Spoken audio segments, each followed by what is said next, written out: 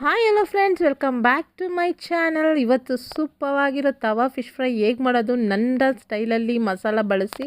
ನಾನಂತೂ ಯಾವ ಥರ ಮಸಾಲ ಬಳಸ್ತೀನಿ ಅಂದರೆ ಮನೇಲೇ ತಯಾರು ಮಾಡಿ ಮಸಾಲಾನ ಅಪ್ಲೈ ಮಾಡಿ ಫಿಶ್ಗೆ ಸಕ್ಕತ್ತಾಗಿ ಈ ಥರ ಒಂದು ತವಾ ಫ್ರೈನ ಮಾಡ್ತೀನಿ.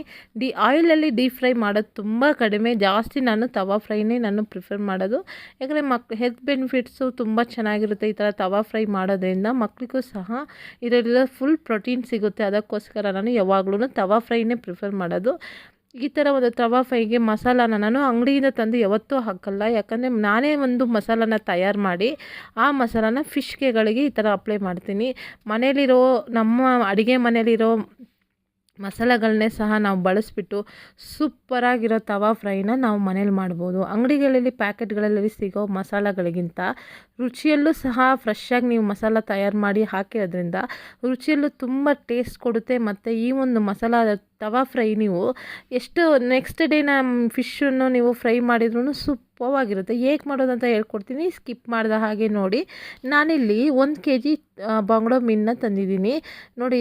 ಇದನ್ನು ತಂದುಬಿಟ್ಟು ಇವಾಗ ಇದನ್ನು ನೀಟಾಗಿ ವಾಶ್ ಮಾಡ್ಕೊಳ್ಳೋಣ. ಯಾವತ್ತೂ ಈ ಒಂದು ಫಿಶ್ ವಾಶ್ ಮಾಡೋದಕ್ಕೆ ಟಿಪ್ಸ್ ಹೇಳ್ತೀನಿ ನೋಡಿ. ಕಲ್ಲುಪ್ಪನ್ನ ಹಾಕಿ ಒಂದು ಸತಿ ನೀಟಾಗಿ ವಾಶ್ ಮಾಡ್ಕೊಬೇಕು. ವಾಶ್ ಮಾಡ್ಕೊಂಡಿದ ನಂತರ ಅರಿಶಿನ ಪುಡಿ ಹಾಕಿ ಚೆನ್ನಾಗಿ ಬ್ಲಡ್ ಎಲ್ಲ ಹೋಗೋ ತನಕ ನೀಟಾಗಿ ವಾಶ್ ಮಾಡ್ಕೊಬೇಕು ನೋಡಿ. ಇವಾಗ 1 ಲೋಟ ನೀರು ಹಾಕಿದ್ದೀನಿ. ಹಾಕಿಬಿಟ್ಟು ಒಂದು ಸತಿ ನಾನು ಕಲ್ಲುಪ್ಪಾಗಿ ವಾಶ್ ಮಾಡ್ಕೊತೀನಿ. ಕಲ್ಲುಪ್ಪಿ ಹಾಕಿ ವಾಶ್ ಮಾಡ್ಕೊಂಡ ನಂತರ ಇದಕ್ಕೆ ಅರಿಶಿನ ಪುಡಿನೂ ಸಹ ನಾನು ಹಾಕಿ ಚೆನ್ನಾಗಿ ವಾಶ್ ಮಾಡ್ಕೊತೀನಿ. ಯಾಕಂದರೆ ಯಾವತ್ತೂ ಕಲ್ಲುಪ್ಪು ಅರಿಶಿನ ಹಾಕಿ ವಾಶ್ ಮಾಡಿದರೆ ಫಿಶಲ್ಲಿ ಒಳಸು ವಾಸನೆ ಬರಲ್ಲ, ಮೀನಿನ ವಾಸನೆ ಬರಲ್ಲ.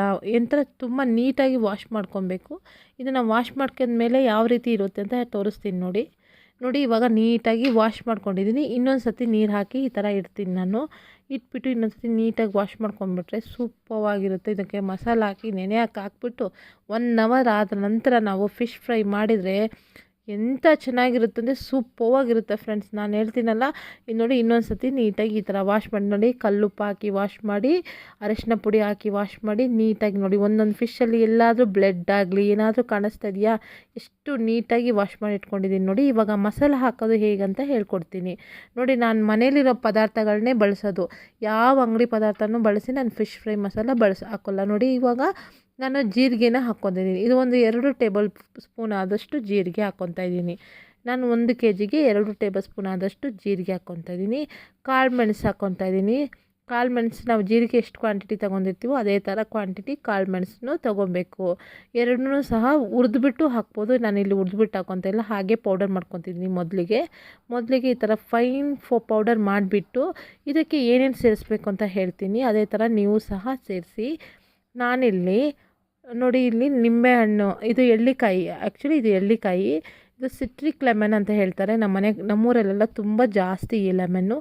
ಈ ಥರ ಸಿಟ್ರಿಕ್ ಲೆಮನ್ ಇಲ್ಲ ನಿಮ್ಮ ಹತ್ರ ಅಂತ ಹೇಳಿದರೆ ನೀವು ಯಾವ ಥರ ಹುಳಿ ಬಳಸ್ತೀರಾ, ನಿಂಬೆಹಣ್ಣು ಹುಳಿನೂ ಹಾಕೊಬೋದು. ನಾನಿಲ್ಲಿ ಎಳ್ಳಿಕಾಯಿ ಅಂತೀವಿ ನಾವು, ಮೂಗೆಳ್ಳಿಕಾಯಿ ಅಂತೀವಿ ನಮ್ಮೂರ ಕಡೆ. ನಿಮ್ಮೂರ ಕಡೆ ಎಲ್ಲ ಏನಂತೀರ ಅಂತ ನನ್ನ ಕಮೆಂಟ್ ಬಾಕ್ಸಲ್ಲಿ ತಿಳಿಸಿ. ಇದು ಒಂದು ಜ್ಯೂಸ್ ತೆಗೆದುಬಿಟ್ಟು ಹಾಕ್ಕೊತಾ ಇದ್ದೀನಿ. ಲೆಮನ್ ಸಹ ನೀವು ಜ್ಯೂಸ್ ತೆಗೆದುಬಿಟ್ಟು ಹಾಕೋಬೋದು. 2 ಟೇಬಲ್ ಸ್ಪೂನ್ ಅಚ್ಚ ಖಾರದ ಪುಡಿ ಹಾಕ್ಕೊತಾ ಇದ್ದೀನಿ. ಕಾಶ್ಮೀರಿ 1 ಟೇಬಲ್ ಸ್ಪೂನ್ ಆದಷ್ಟು ಕಾಶ್ಮೀರಿ ಮೆಣಸು ಪುಡಿ ಹಾಕ್ಕೊತಾ ಇದ್ದೀನಿ.